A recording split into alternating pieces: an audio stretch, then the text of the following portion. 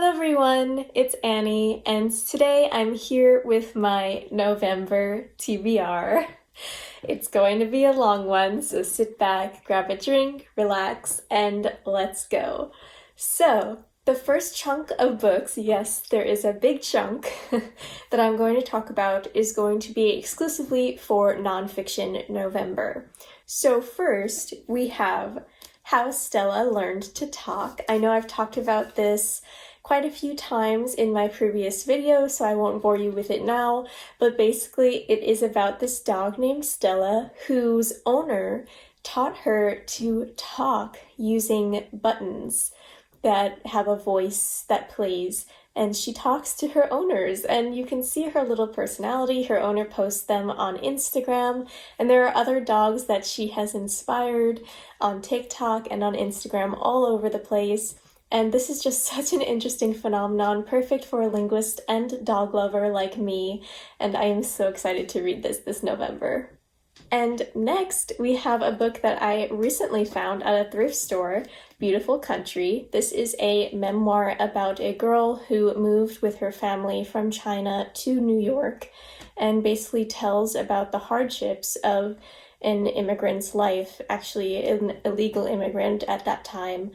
And I am really interested in reading this. My mom is in the middle of it right now, and she is really liking it, so that's a good sign. We usually have very similar tastes, so I'm really excited to pick this up. And the next book I am so excited about. Besides Stella, this might be the one I'm most excited about for Nonfiction November, and it is Ace. I am so excited to read this nonfiction. I believe it's an essay collection by A-Spec People. That is me, so I'm really excited. This is absolutely a book I need to read for that reason. And I've heard just nothing but amazing things about this book. There have been other nonfiction books about the asexuality spectrum, but I haven't actually read any of them, which is kind of a shame. But since this one gets such good reviews, it has been so well received, I am really looking forward to reading this. The next book is Disordered Cosmos, A Journey into Dark Matter, Spacetime, and Dreams Deferred. I really wanted to read this book, first of all because of the cover. It is one of the most gorgeous covers I have ever seen, especially for a nonfiction book. And I heard about this from Books and Lala. On her channel, she read it and loved it. And it is by a doctor in physics, I believe. Yes, Dr. Chenda Prescott-Weinstein, who is a theoretical physicist. And she talks about the latest physics theories like dark matter, particle physics, things like that. But she also talks about it from her perspective as a Black woman in America, and her take on how science has problems with racism, sexism, and other dehumanizing systems. So this sounds like a really interesting book. Severely underrated. It has under 1,000 ratings on Goodreads. But I feel like this kind of book should be more popular, and it has like really good ratings, so I'm kind of really interested to read this and see what it's all about. And of course, I always love learning about some science. So the next book I'm actually so happy about because it will also fulfill the Buzzwordathon prompt this coming month, which is Lost. So I will be reading The Land of Lost Borders. And the synopsis is very short and sweet. It is about the author who biked across the Silk Road, and we'll see her travels, all the places she went, and learn what she learned along the way. So I'm excited to read this. Okay, the next book, I believe, won the Nonfiction Book Award on the Goodreads Annual Awards, maybe not last year, but perhaps the year before. It is The Five, talking about the 5 victims and their lives of Jack the Ripper. So the point of this book is not to talk about Jack the Ripper because he gets too much attention. It is to talk about the victims and their lives, and that they weren't just, prostitutes that are his victims. They were people who should be cared about. So I have heard absolutely great things about this, and of course it has a lot of hype around it because of the award it's won. So I really am excited to read this.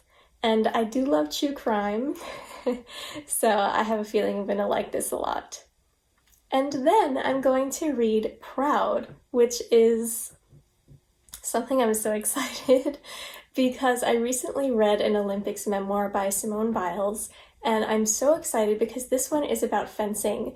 The author, I believe she won gold a few years ago.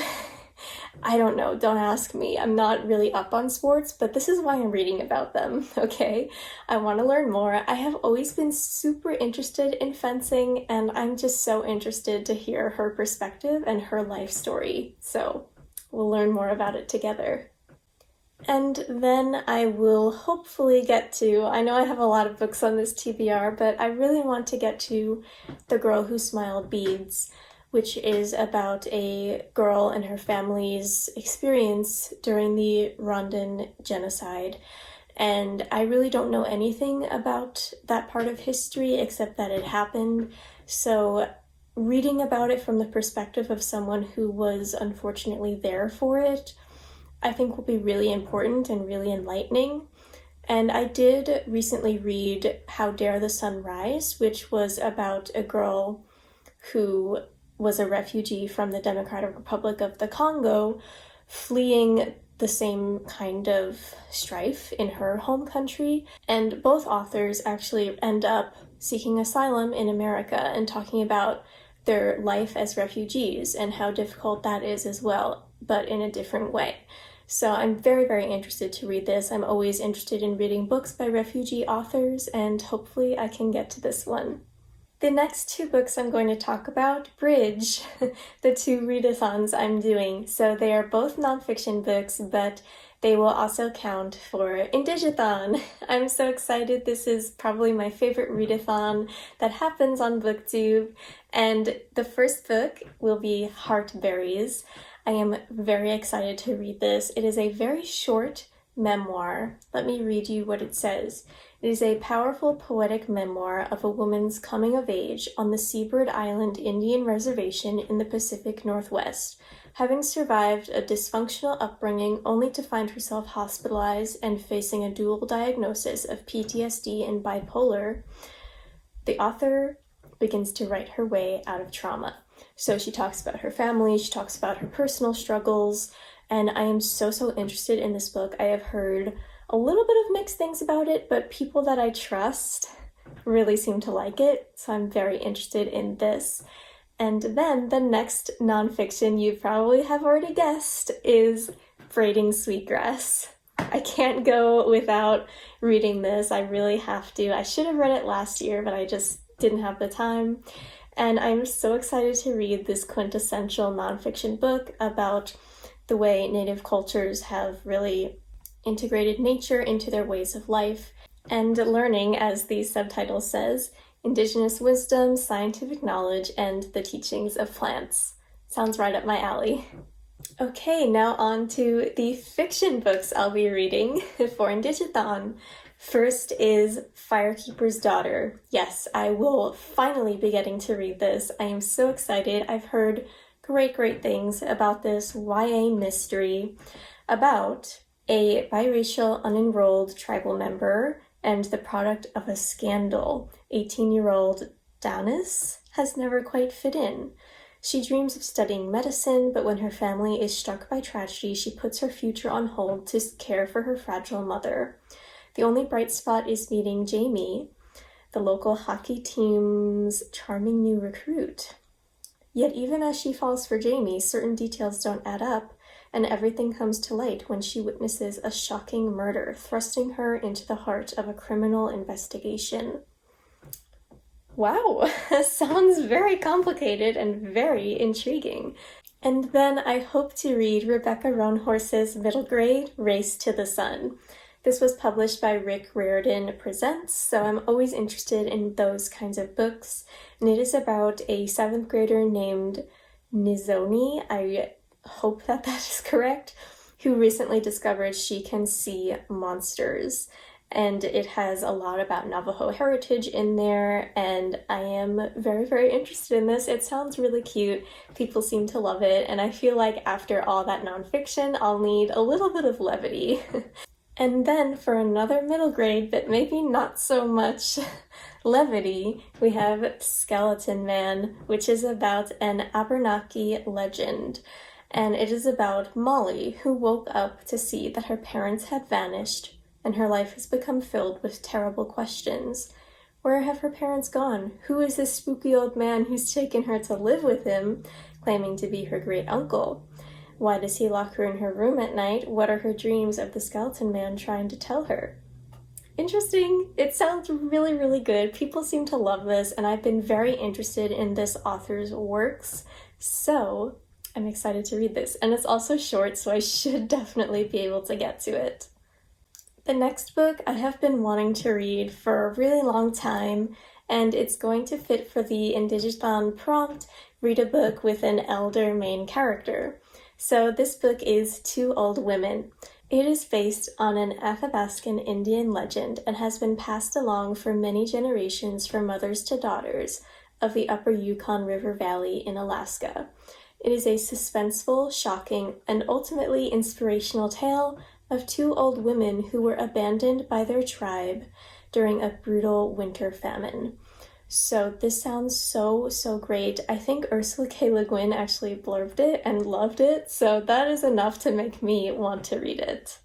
Okay, we have one more book for Indigathon and then one more random book and then we're done. So the last Indigathon read I'm planning to get to is Monkey Beach by Eden Robinson. I also heard about this from Books and Lala and she loved it, so I'm very excited. This is about 500 miles north of Vancouver is Kitamat, an Indian reservation in the homeland of the Haisla people.